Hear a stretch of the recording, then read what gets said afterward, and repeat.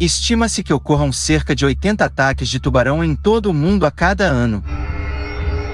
E desses ataques, uma pequena fração resulta em fatalidades. Em média, cerca de 6 a 8 pessoas morrem por ano devido a ataques de tubarões. Além disso, muitos desses ataques ocorrem em áreas onde a presença humana é elevada, como praias com muitos banhistas. Embora, no geral, seja importante estarmos cientes dos riscos e tomarmos precauções de segurança ao nadarmos em águas onde tubarões são vistos com mais frequência. E mesmo assim, a probabilidade de ser atacado e morto por um tubarão é extremamente baixa. Mas, nos oceanos, talvez se esconde uma das maiores criaturas que já existiu em todos os tempos. E diante de várias espécies de tubarões já registrados e catalogados, essa talvez seja uma das criaturas mais temidas dos mares: o terrível megalodonte. E antes de começarmos a nossa viagem, peço que, se possível, que vocês se inscrevam em nosso canal e deixem os seus likes.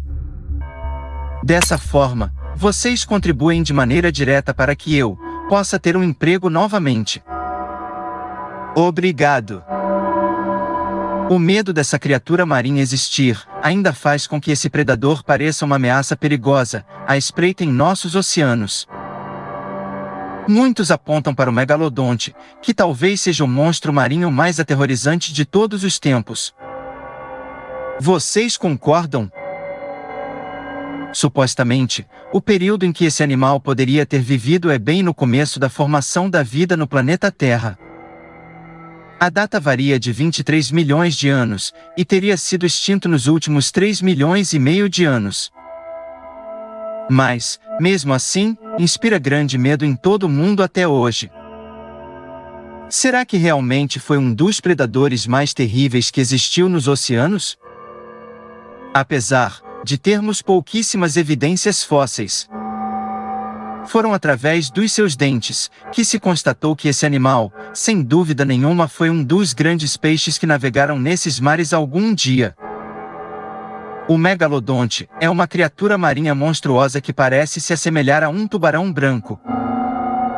É comum que as pessoas associem o megalodonte ao grande tubarão branco em tamanho e ferocidade. Embora as duas espécies tenham diferenças distintas, essa sua colocação de gênero ainda é debatida nas esferas acadêmicas do mundo todo.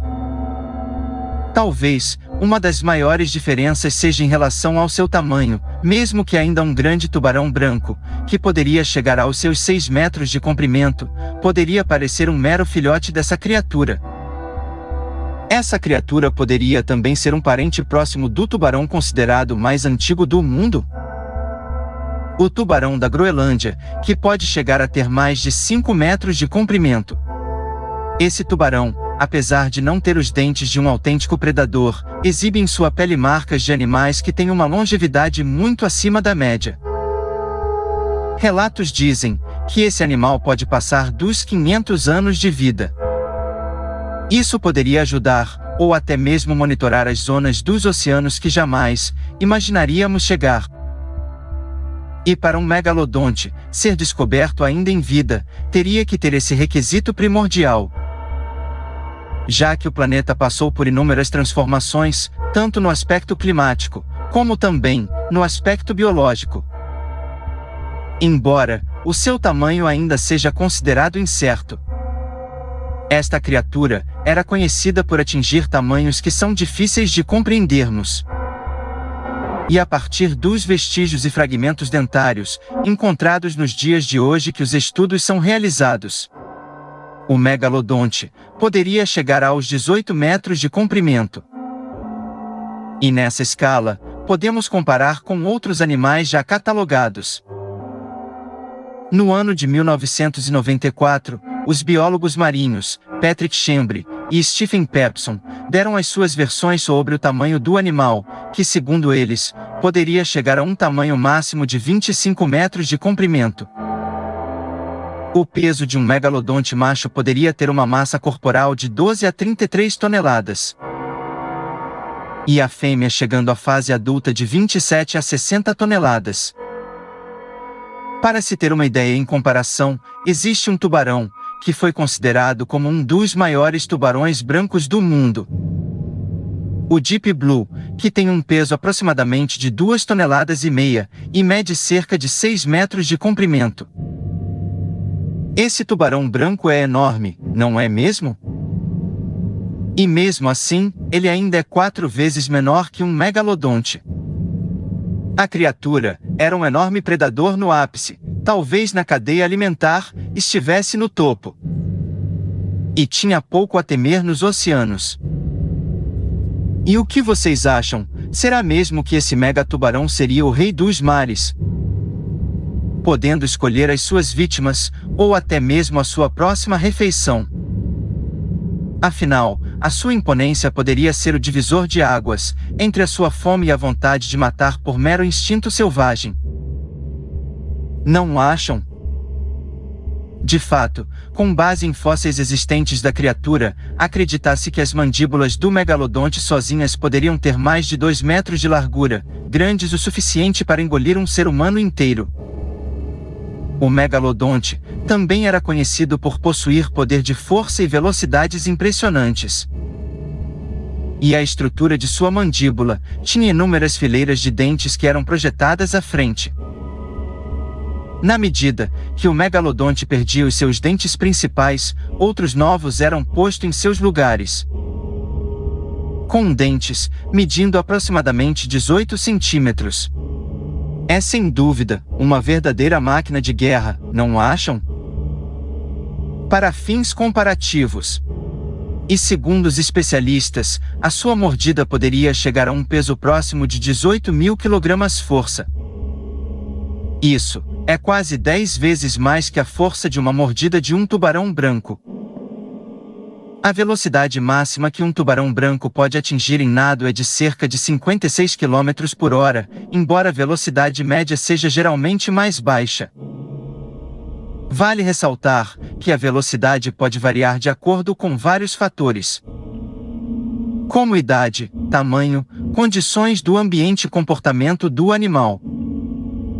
E se um megalodonte pudesse nadar 5 vezes mais rápido que um tubarão branco? Durante este período, foi mais comum encontrar dentes de megalodonte em formações rochosas.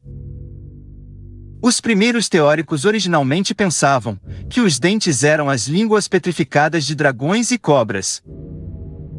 Esta teoria foi amplamente aceita até 1667, quando um naturalista dinamarquês chamado Nicolas Steno os reconheceu como sendo dentes de tubarão por causa da pesquisa que ele vinha realizando.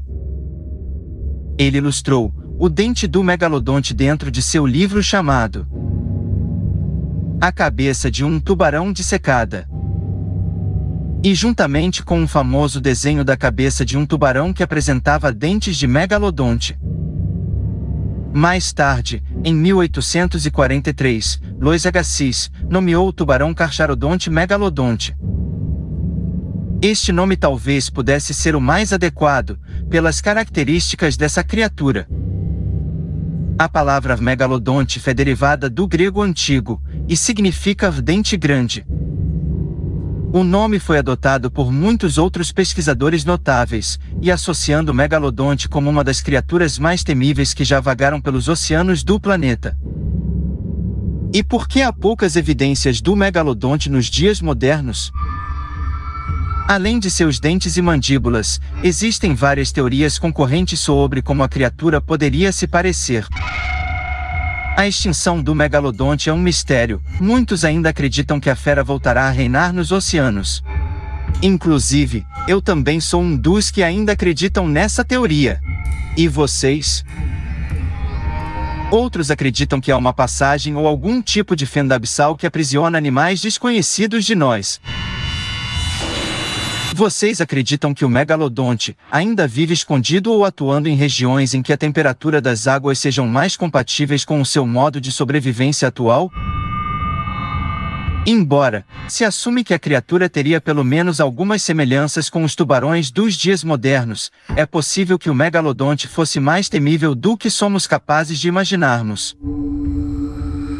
Desde que nossa compreensão dos tubarões progrediu, tornou-se claro que o grande tubarão branco e o megalodonte não têm tanto em comum quanto originalmente supunhamos.